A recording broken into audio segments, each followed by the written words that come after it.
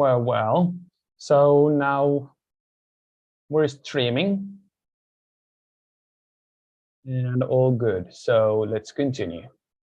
This is Mahmoud Mukhtar, co-founder and academic director at Lingua Training College. And today we'll be talking more about how to use ChatGPT and ELT, or most probably even as a teacher, not only as an English teacher.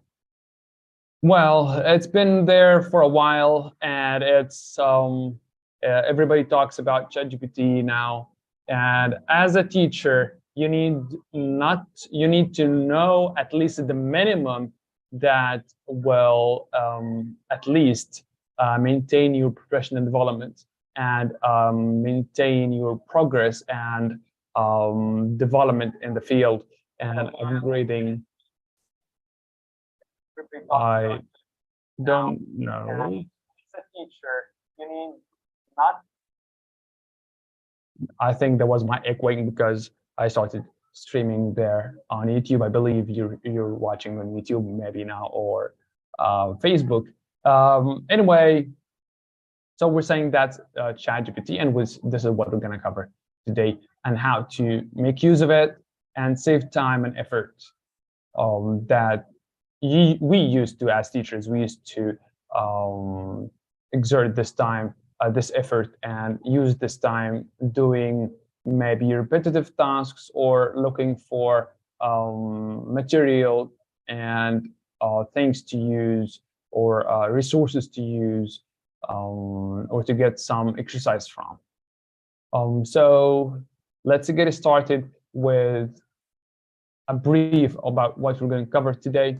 And we'll talk more about the basics, and the session or this webinar is about the basics the basic applications or the basic use of ChatGPT as for teachers.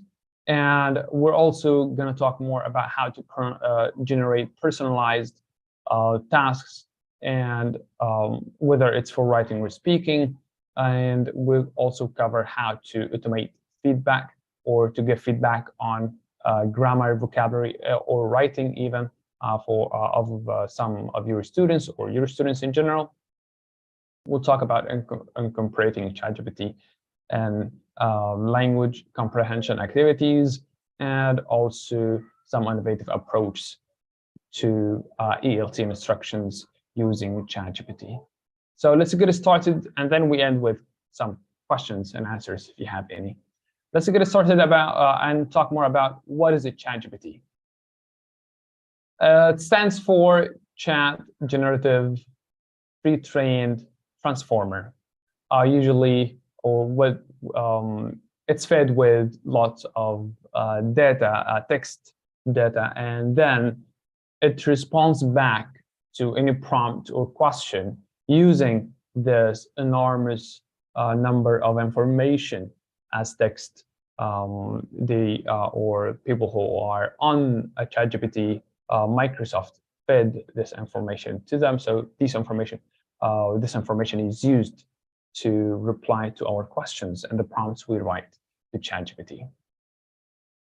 Well, as teachers, we usually spend lots of time whether thinking about, first of all, thinking about what we're going to teach, what course book, and maybe if you decide a course book, what's topic you're going to teach next.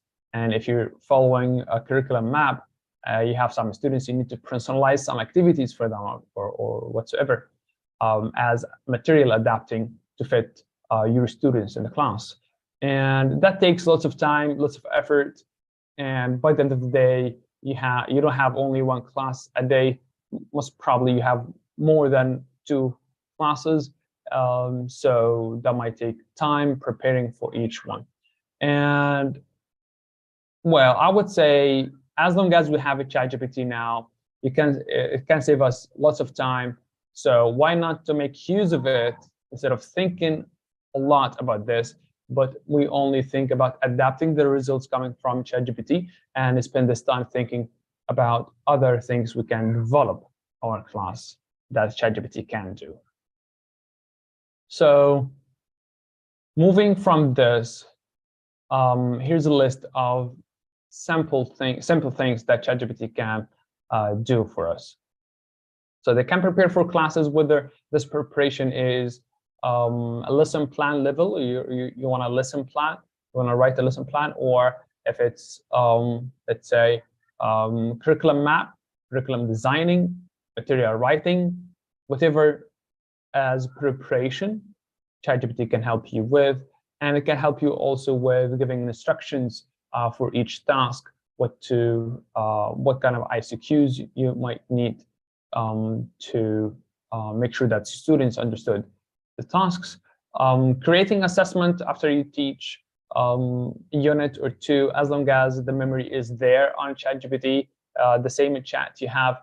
So the memory is there, you can use it and ask ChatGPT to generate assessments on the information or the tasks or the lessons you've taught to your students.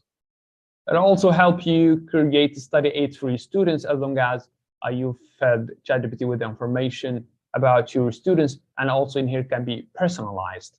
So that's a very important point, and it will help you a lot to save time, because if you have 10 to 20 students in class and you have a profile for each one, you want to give them personalized tasks. What you need to do is to feed ChatGPT with the mistakes your students make, or their level, and so on, and the lessons you want to teach, or the exercise you want your students to improve in the area, whether grammar, vocabulary, punctuation, writing, whatever, and then ask ChatGPT to generate material, an assessment or study plan for them, and so on. We can use also ChatGPT to improve or develop some classroom activities and suggest some good ideas. So how to get ChatGPT? ChatGPT is a web-based tool. It's not a mobile application, even though you can see some ChatGPT applications or some applications named ChatGPT or similar to this on your mobile phone. Yes, they are not a ChatGPT. They are applications using ChatGPT technology and kind of integration software that developers can develop such a thing, and they add to it some rules and orders, so they can follow this approach or these instructions to adapt ChatGPT technology into whatever type of application they're building. So maybe we can have a teacher who has experience in mobile application to generate or to create an application for us, maybe for several things that helps teachers in general, and maybe ELT teachers. So let's see. Once you join this application, once you click on this link, you can create your account, visit ChatGPT, open or create an account, and then usually they respond back. ChatGPT responds in 30 seconds. It depends if you have the paid account or not paid one. That varies on how quick ChatGPT replies to you. ChatGPT can't review resources, or can't review or visit websites and then come back to you to say the answer. But you can do the opposite. You can copy from internet, paste to ChatGPT, and ask ChatGPT to do anything to this text. Maybe summarize it, or highlight the key feature, the key points of the article, or whatsoever. This is for ChatGPT. They are developing now something called AutoGPT that has the ability to visit the web or internet and come back to you to say or to answer your questions and do the things. But this is a very advanced thing that it's not available for normal users at the moment. Important things we need to keep in mind is how to use ChatGPT. These are 3 points we need to consider or to keep an eye on. Summarize this article, and then you have the article, and then maybe outline the article, develop multiple choice question from this article, and then you provided the article. These are very simple things we can use with ChatGPT. Now, the key feature, the key points we need to consider when we use ChatGPT is it's very obedient. So, but at the same time, they have their input as AI, which is sometimes helpful. Sometimes this is not what you need. So you need to be very specific when you're making a request. You need to follow an iterative approach, which is one step at a point. Do this, then you take that from this ChatGPT and develop your request or prompt to get the final result at the end. Use ChatGPT as professional.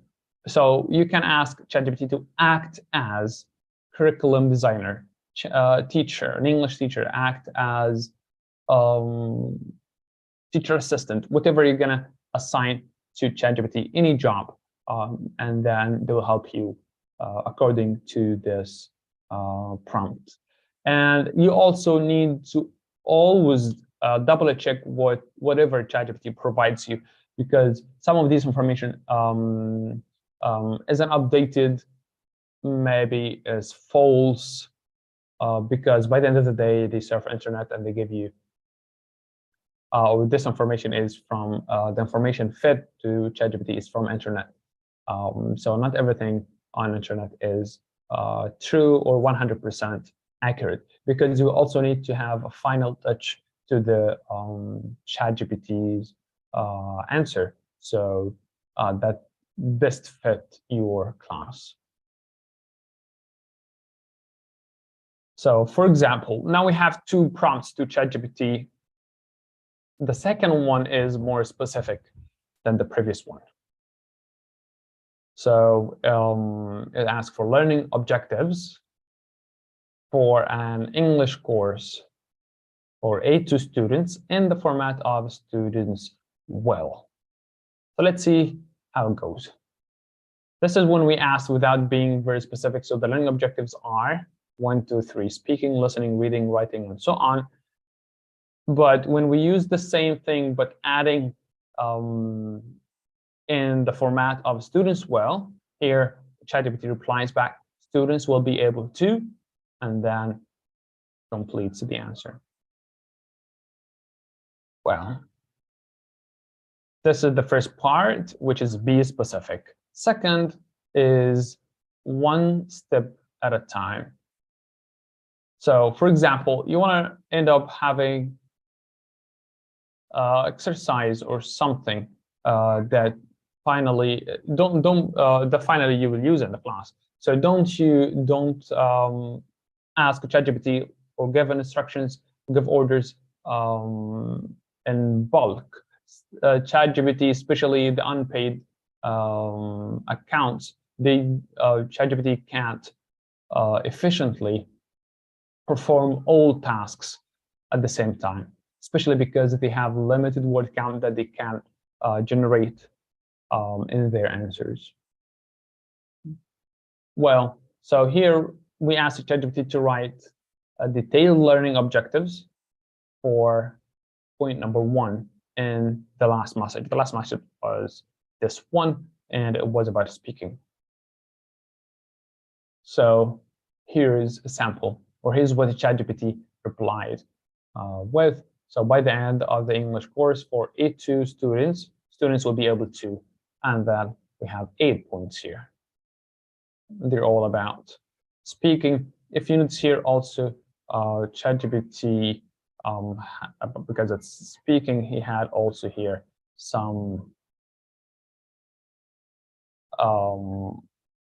ChatGPT covered some points like discourse markers and some functional language and so on, and vocabulary related to some points, some topics, and so on. So Moving to the next point we need to consider when we ask ChatGPT is using act as prompt.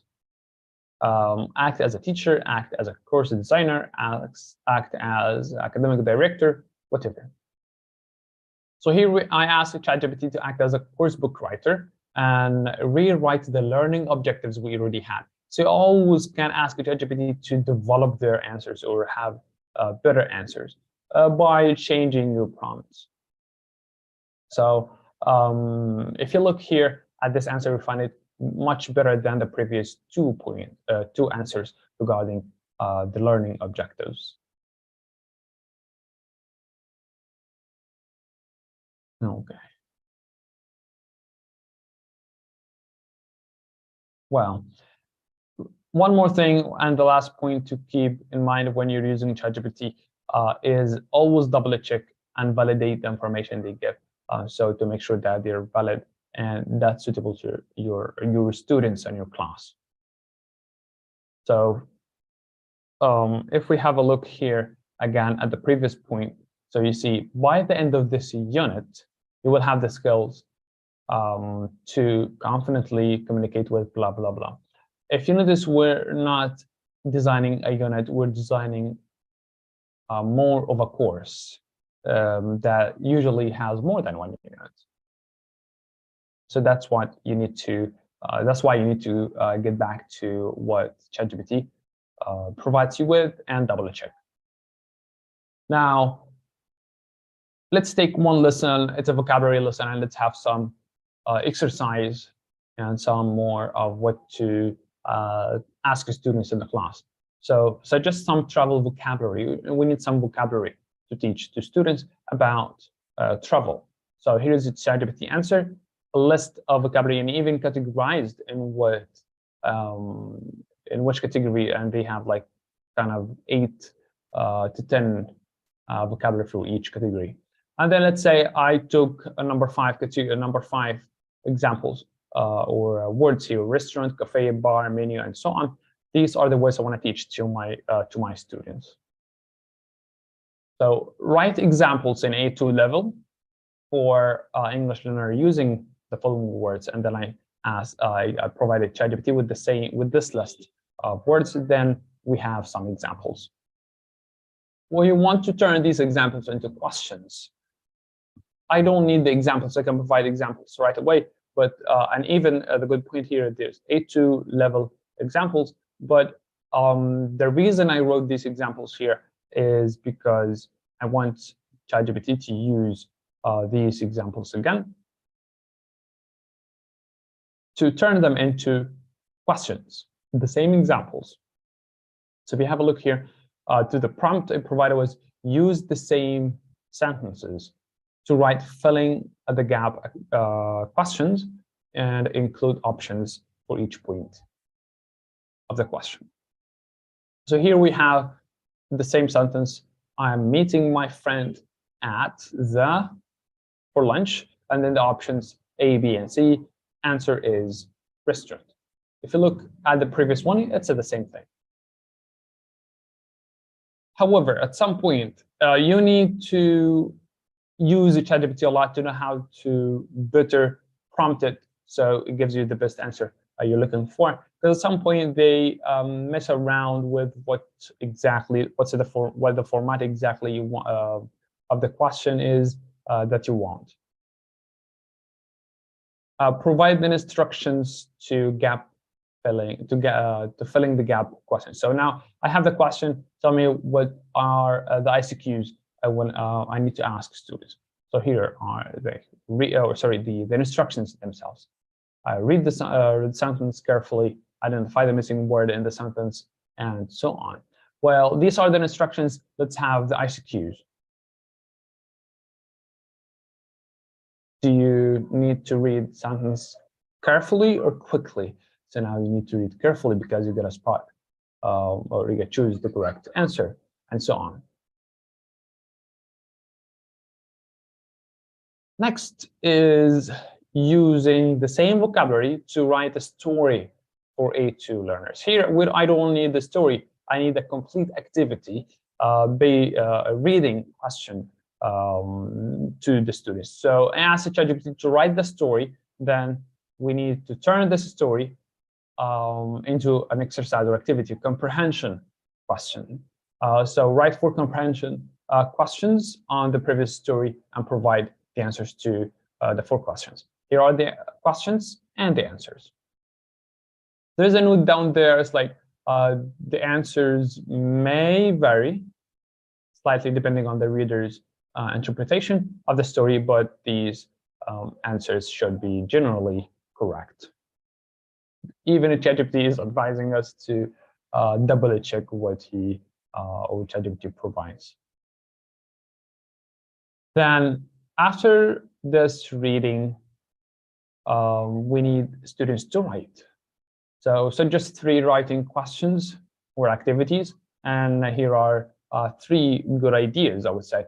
That's menu planning, restaurant review, future plans, and all about food and related to the topic we're in now, and traveling and so on. It was traveling, but then I took into food. There was an outing, and maybe you can relate to the topics if you develop more of the connection between the topics and the questions, and also maybe you vary the vocabulary. So these vocabularies of this session, this is the exercise, and maybe a question of a previous session, a question based on the previous session vocabulary that also related to travel, but that time is about places or using transportation. So you can integrate 2 questions at the same time in the same activity. Then we have a piece of writing from a student, correct the grammar and vocabulary in here. So we asked the ChatGPT to correct it, and here's the answer. So some misspelling mistakes, some tense misuse of tenses, and also grammar. So after having this feedback, now based on it, what are the lessons needed to improve the student's language? So the student needs 4 types of lessons, or 4 main focuses, which is spelling, verb tense, vocabulary, and writing skills. And it gives you details. And if you ask a ChatGPT to give more exercise about each one of them, it would provide, but don't ask them in bulk, like don't try the message after this one, asking them to provide exercise for the 4 at once. It will give you an answer for sure, but it won't be that efficient as if you take it step by step to provide exercise for spelling, exercise for verb tense, and so on. Then, so we asked ChatGPT to suggest 3 speaking activities after we finished writing feedback on the writing with students. Now let's go for some speaking. And here are some interesting activities: role plays, cuisine comparison, party planning. And party planning, in my experience, students really like to plan parties, and most probably they do the same party after they finish the course. Well, now it's time for questions. If you have any question, please feel free to drop it in whether Facebook or YouTube, LinkedIn, wherever you're watching this webinar. And also feel free to email us or send us. You can also follow us on different social media platforms, and you can visit our website, www.linguatrainingcollege.com. Scan the QR code, will lead you to the same website. And sign up there. You'll find more about what can help you. You'll find more about EdTech and more resources and articles that will help you develop and keep developing yourself as English language teacher. That was it. Mahmoud Mukhtar, Academic Director at Linguae Training College, and I was happy having you today, and see you